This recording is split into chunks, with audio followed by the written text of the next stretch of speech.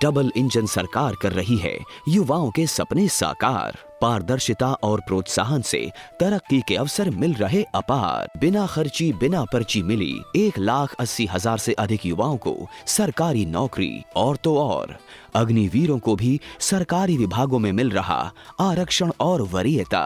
साथियों, हमने केवल सरकारी नौकरी ही नहीं बल्कि रोजगार सुरक्षा पर भी काम किया है।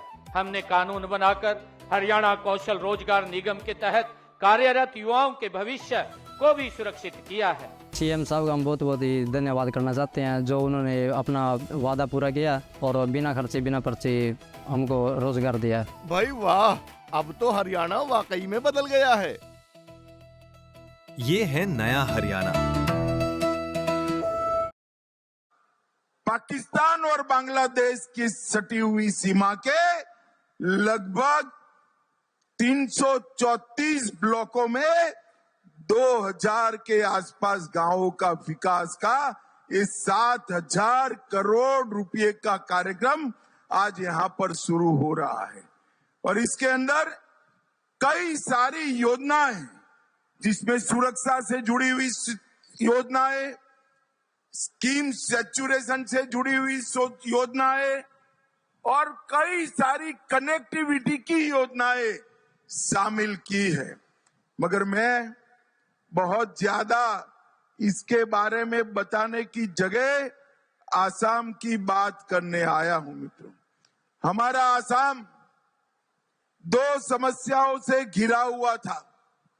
एक समस्या आसाम में घुसपैठिए आसामियों के अधिकारों को छीन रहे थे। घुसपैठिया रोकना चाहिए या नहीं रोकना चाहिए भाई? अरे जोर से बोलो, रोकना चाहिए या नहीं रोकना चाहिए? एक कांग्रेस की सरकारों ने हमारी सीमाओं को घुसपैठियों के लिए खुला छोड़ा था। घुसपैठी आसाम में घुसते गए, आसाम के युवा की रोजगारी, गरीब का अनाज और गांव की भूमि छीनकर यहां पर जनसांख्यिकी परिवर्तन करने का प्रयास चला। मगर आसाम की जनता ने 10 साल पहले भारतीय जनता पार्टी की सरकार बनाने की शुरुआत की और हमने सबसे पहले 5 साल में काम किया, घुसपैठ को रोकने का काम किया। और दूसरे 5 साल में हमारे हेमंत विश्व शर्मा ने घुसपैठियों की कब्जाई हुई लाखों बीघा जमीन को खाली कराकर घुसपैठियों को हटाने का काम। अब तीसरी बार चुनाव आ रहा है। एक बार यहां पर भारतीय जनता पार्टी की सरकार बनाइए। मैं आपको वादा कर जाता हूं, कांग्रेस के शासन में घुसे हुए एक घुसपैठिए को चुन कर वापिस भेजने का काम हम करेंगे। कांग्रेस ने सालों तक शासन किया, मगर आसाम के विकास के लिए कुछ नहीं। हमने 10 साल के अंदर कांग्रेस ने जो 50 वर्ष में नहीं किया, वो हमने 10 साल में किया। डॉक्टर हेमंत शर्मा यहां बैठे हैं। विगत 5 साल में प्रतिदिन आसाम में 14 किलोमीटर रोड बना है, 14 किलोमीटर। और भाइयों बहनों, 14 किलोमीटर देश में सबसे ज्यादा रोड बनाने वाला हमारा राज्य आसाम बना है। 24,000 किलोमीटर से ज्यादा सड़कों को अपग्रेड किया गया। लगभग सैकड़ों हजारों पुल बनाए और बड़े 4 नए ब्रिज। ये 10 साल में भारतीय जनता पार्टी की डबल इंजन की सरकार ने आसाम की जनता को दिए।